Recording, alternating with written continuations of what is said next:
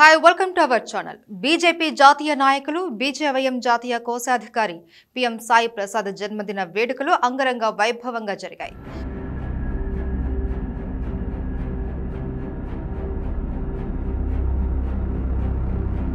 సమాజ సేవ కోసం సాయి ప్రసాద్ నాయకత్వంలో నడిచే టీం సాయి బృందం సారథ్యంలో ఈ వేడుకలు సాగాయి.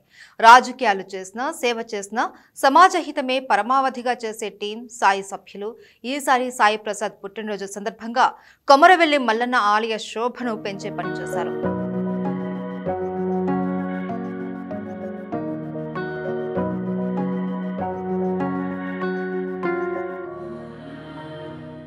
భక్తుల కొంగు బంగారంగా కోరికలు తీర్చే కోరమీసాల మల్లన్నగా భక్తులు ఆర్తిగా పిలుచుకుని కొమరవెల్లి మల్లికార్జున స్వామి ఆలయానికి 4 హైమౌస్ట్ లైట్లు 50 స్ట్రీట్ లైట్లు బహూకరించారు.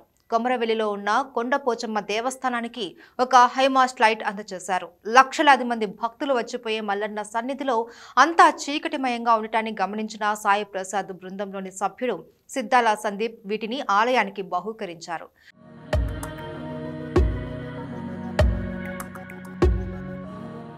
కొమరవెల్లి మల్లన్న ఆలయ ఈవో బాలాజీ శర్మకు వీటిని అందజేశారు.